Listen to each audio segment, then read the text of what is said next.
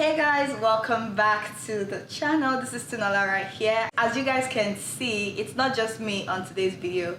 I have with me a very important, beautiful guest. So I have with me Courage here. Both of us are going to be doing today's video. So today's video is going to be about dating here in Canada for Nigerians. What is the life like? What is dating here like? You know, the struggles, the reality, and even chipping one or two advices for our viewers. So if you guys are interested, then you definitely want to keep on watching.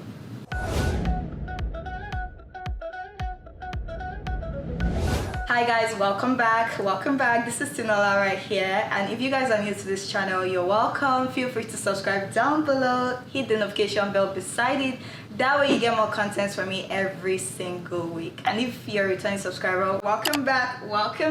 It's good to have you guys here again on the channel. As I've told you, I'm not here alone. I'm here with Courage. So you guys should check her out on Instagram at Mississauga, and she's preparing for our YouTube channel, so you guys should show us some love. Once the channel is out, I'm gonna put a community tab to link our channel there, so you guys can check her out and show us some love.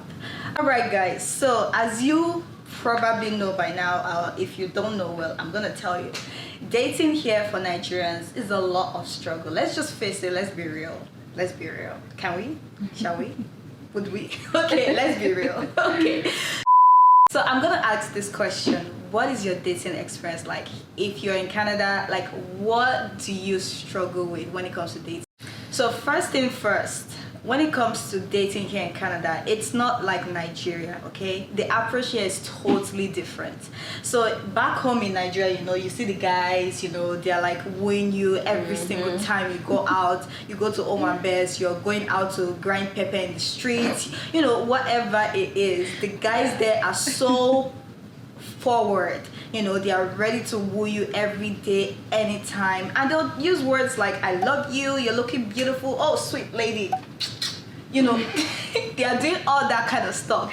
But here in Canada, it's so conservative. It's completely different. Like, the guys here, they don't just come up to approach you anyhow like that, because obviously, like, the system here, the law does not permit them to do so. So there's a lot of sensitivity around, you know, guys approaching ladies. You know, yeah. I think the law here is some ladies especially, they would consider, you know, those calls like those woo, hey babe. Yeah, those cat calls are definitely a no-no, because some ladies might like it, but a lot of people frown at it as sexual harassment. So the way you go to markets or stores and you see Nigerian guys, they're like, hello baby, be my wife, my baby color.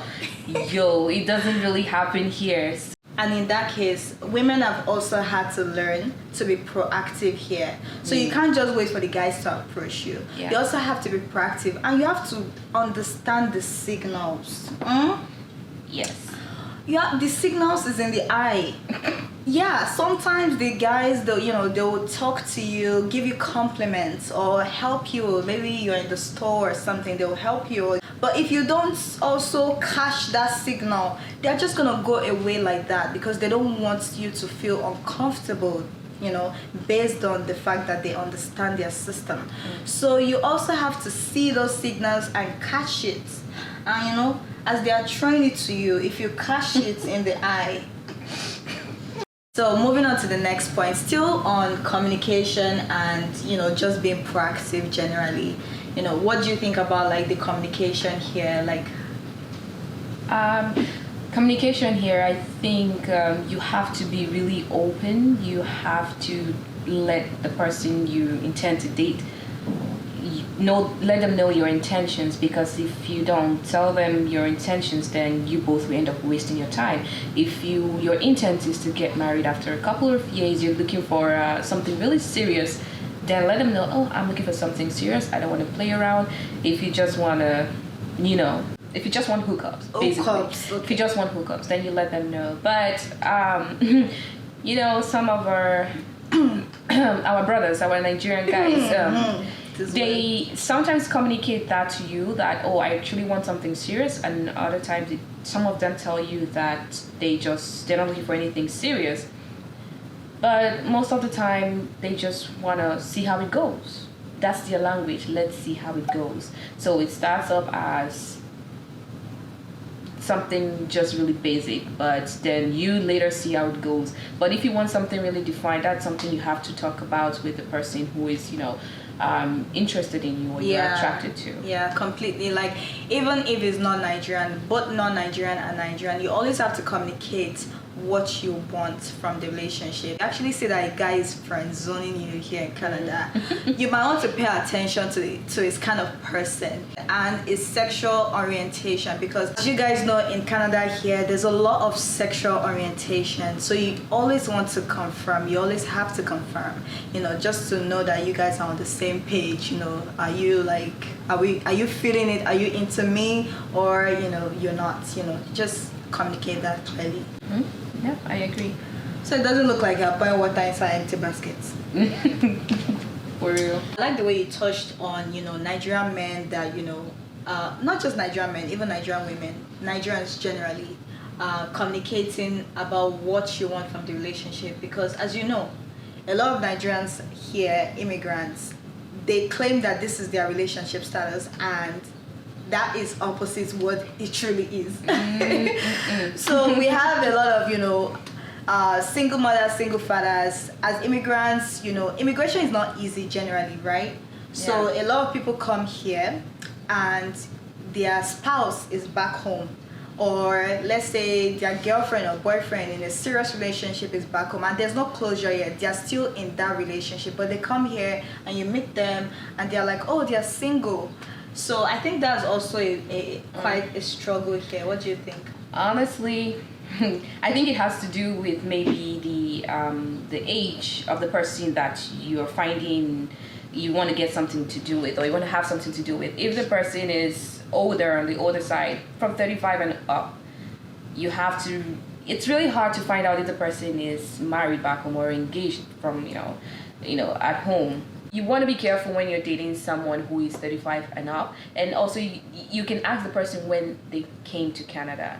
If they came to Canada in their 20s, they're probably single back home. They don't have any attachment back home. That's very true, yeah. But if someone who came here and they're 35 years old or they're 38, honey, that person might be married home.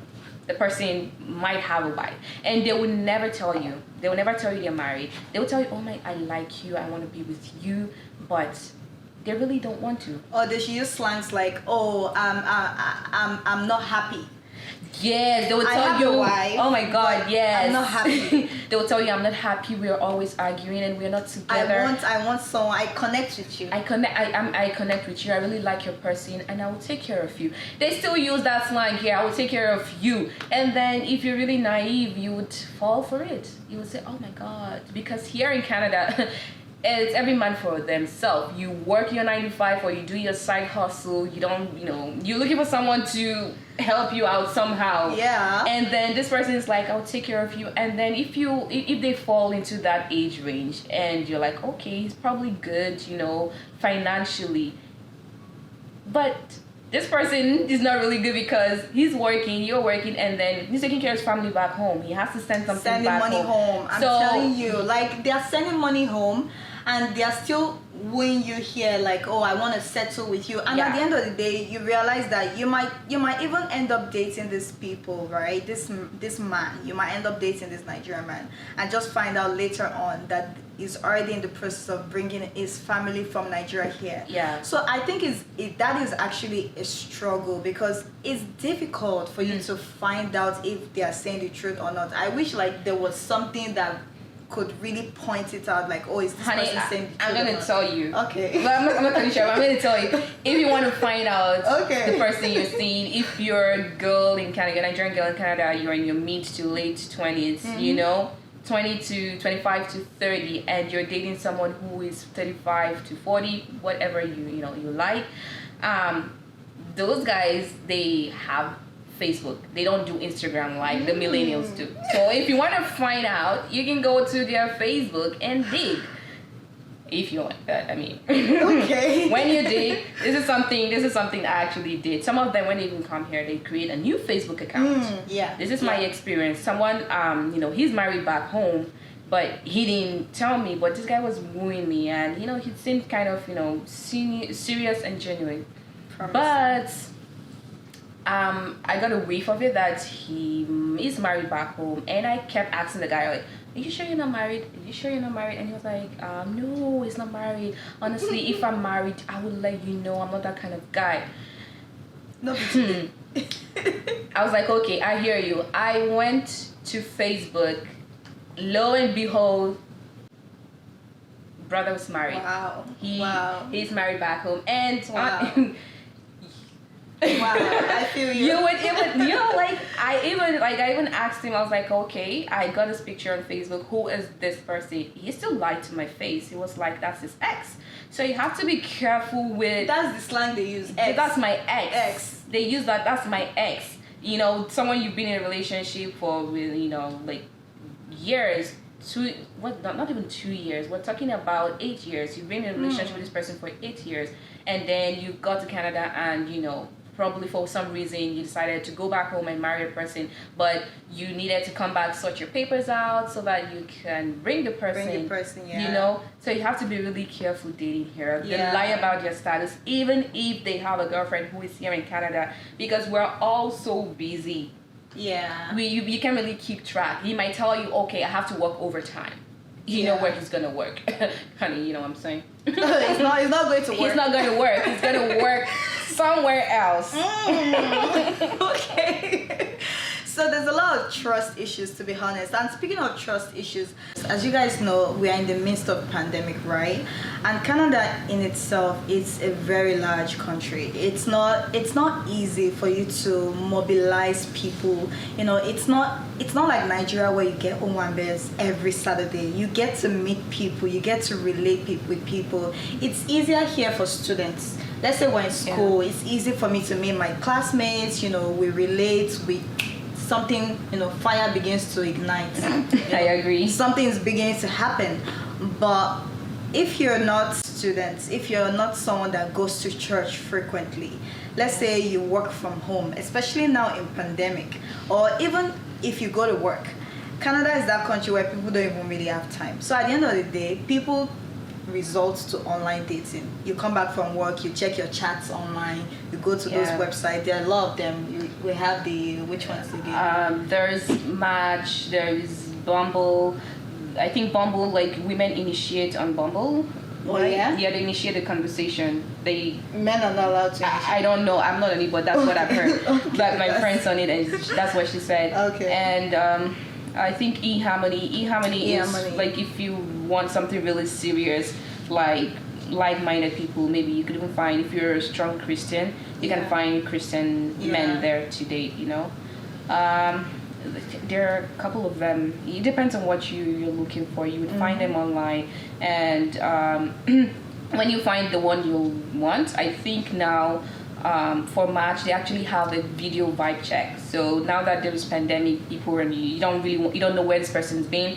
You don't want to go and hang out and then get COVID. So you chat with them online. If you vibe, you want to talk, you want to see if the person looks like themselves on their profile, you do a video vibe check, and then if you connect, you can still talk for about 2 to 3 weeks before you can meet physically. And then now that's very important. Now with the pandemic, you guys, if you have a car, you guys can actually go to a drive-through. He stays in his car. Public space. He stays in his car, and you're in your car. You guys can chat, maybe with your masks on.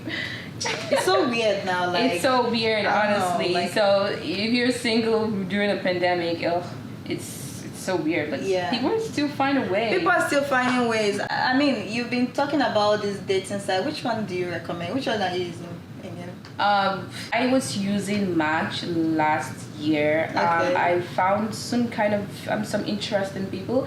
I met a couple of not the couple, but a few Nigerians on there.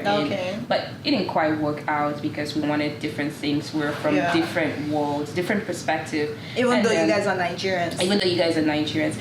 With the online dating, you always have to be very careful because you have to look. There's a lot of fishes in the water, but there are some poisonous species.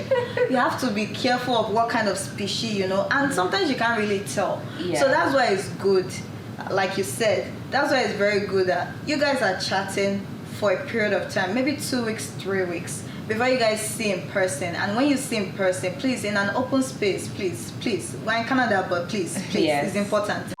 You guys should also pay attention to each other's behaviors.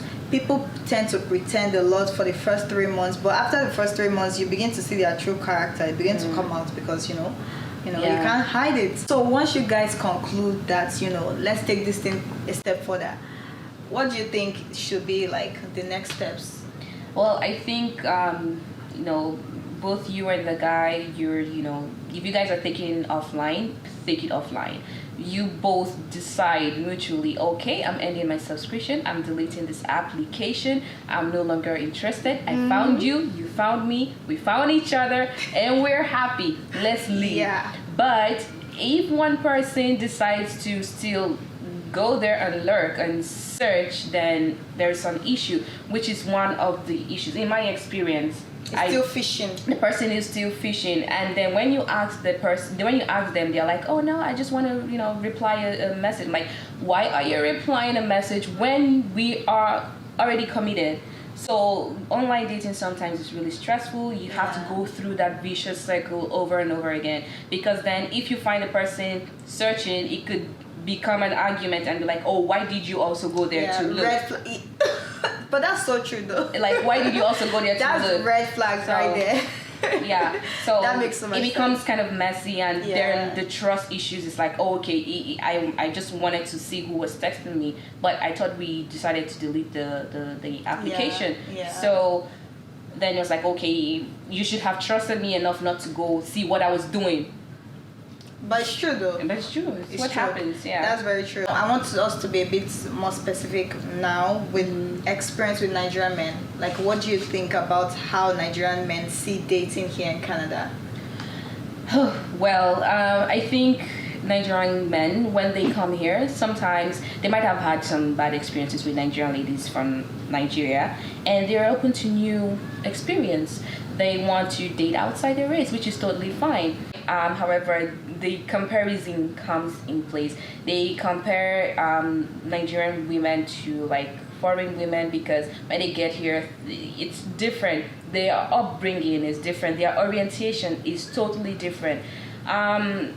Like Nigerian girls are somehow conservative. I can't speak for everybody, but they're somehow conservative. But a Nigerian guy could meet anyone from any other race, and they can just vibe, and same day, anything that wants to happen between both of them can happen. So instantly. It's really not the same with the Nigerian girl. We are always like, no, let's take this a little bit slow, let's get to know each other better, before we get down like that. Here, they have this mentality of splitting the bill 50-50, which is not something that we're used to. Let's be honest, we are not used to that. Each time we go out, a guy pays for us, he does things for us. Yeah, so we're kind of used to that, and it's like a cultural shock when you come here and you go out on a date. Is if you go out with someone like a white guy and it's like, let's split the bill, like, okay, I got mine, okay, sure, but we'll split the bill, but you're surprised that this happened, Yeah. But our guys now like go with foreign women because they take initiative, they pay, they don't expect the guy to pay, they pay for their own self, and they feel like it's a little bit more easy. So they a Nigerian guy would be willing to court a foreigner more than they would want to court in Nigerian, in my experience. Yeah, and with Nigerian women, coming from Nigeria, we already have this cultural orientation where the guy has to pay the bills, the guy has to take up the responsibility, financial responsibility in the home. So when we're here in Canada and we meet other nationals, the white guys or other nationals, and they expect the bills to be divided, sometimes it puts off Nigerian ladies. Do you think? I mean, some Nigerian ladies are not cool with that because they're like, I mean, you're the guy, you're supposed to pay the bills. But to them, they're like, well, we should split the bills. Well, so that's also, I feel like Nigerian ladies don't like that here. Yeah, I think they don't like that, but you can speak for everybody. I've been on a date with a white guy and Lebanese, I didn't lift up a finger. Baby bill. They did. Oh, okay. Because I mean, if you're talking about white, then you should talk about the Caucasians. Caucasians. But yeah. if you want to white means Caucasians. We're not talking about Lebanese. We're not talking about like Lebanese or Arabs. Those ones you would not pay anything. They will take care of you because that's the same cultural upbringing they have. So yeah, even Asians, I think. Yeah, even Asians, I think that's what they do too. So I think it's just a cultural shock for both Nigerian guys and Nigerian ladies because Nigerian ladies are like, oh, I have to pay my bills, and the Nigerian guys are like, oh, so it's easy. So I can meet a girl today and she's just down. We get down. Wow, it's easy, Yeah. And what I don't like is that Nigerian men, when they find Nigerian women here that are more open, like to the culture here, if I like you, you like me, we are vibing together, let's just get down, those Nigerian men then will start talking because, as you know, like the Nigerian community here is smaller, so the guys, they talk a lot and they make it look like, oh, there's something wrong with the lady being that open. Yes. So, they talk like that. And for me, I don't appreciate that because with other nationals, they don't do that to other nationals. Exactly. It's a double standard for me. Yeah. Like, Nigerian guys tend to pick the culture that suits them more. Yeah. So, like, when they start dating you, they'll expect you to do everything Nigerian, probably do the cleaning, the cooking, or whatever. But then, let's say you both are working and maybe on average, you make whatever you're making, and then this guy is like, okay, we're in Nigeria, you have to pay your own bill. You know that, right? And then when it comes to, okay, if we have to split 50-50, then if we're living together, then you have to wash the toilet. It's like, but babe, you're a Nigerian girl now, you have to understand. I'm like, we have to understand. So you also have to understand you're a Nigerian man. Are you forgetting your culture? Are you forgetting where you're coming from? If you want us to play those roles, let's play it 100%. Yeah. You don't just select what works for you, and if this doesn't work for you, you're like, nah. Yeah. And then when they're with another nationality, like another race, you're like, oh no, that's cool. I'll take care of it. I'll wash. I'll clean. I don't mind. I mean, I grew up with girls, or I was the only child. My mom taught me how to cook. So why don't you cook for me? I'm your sister. Cook for me. So a Nigerian girl's resistance to enjoyment. Yep. I mean, not just enjoyment like financially, but I mean, acts of service. Some Nigerian guys find it hard to service their ladies, like, do things for them. It's just the little things. They find it out of culture for them. That's me. Totally. And thinking about commitment, what do you think about commitment? Because for me, I feel like here in Canada, you always have to communicate what you guys want from the relationship. You guys are already vibing, you're already dating. It's been 1 month, 2 months, or friends zoning one another, whatever the case is. You guys know that you like each other. You have to communicate what level of commitment you want from each other, because here you can't just assume that a guy likes you, is gonna settle with you, probably marry you. You can't do that. And the mentality of you get child for the guy back home, you get pregnant for the guy, and he's gonna marry you, settle with you. It doesn't work like that here. No. When it comes to commitments, a lot of people date here in Canada for years. They live together. They probably even have children together, and they end up not getting married. So, because one party does not want that title marriage. Some people want open relationships. Some people don't even want kids. So you always have to communicate, what kind of commitment level you want from each other, right? Yeah, I totally agree. Both parties have to define what they want. If you're interested in something strong, something in the future, you see yourself having kids with this person, actions will tell you that this person is ready and serious for you. If they're just being nice and they have not openly told you, I like you and I want you, do not do girlfriend stuff for them. Do not give them that benefit. But if and then the person tells you that, well, I like your company, but I'm not looking for anything serious, then you might want to, if you leave for something serious, if you want to continue that, if you really like the person, you might continue, but then you find someone who wants something serious. It depends on what you want. And also, some people, like, they really like you, like, they really, really like you, but they cannot commit to just you. Yeah. Then they want it open. They want it open. Some of them might tell you, okay, I want it open. I mean, I have commitment issues. I can't stick to just you. Yeah. I want to try more.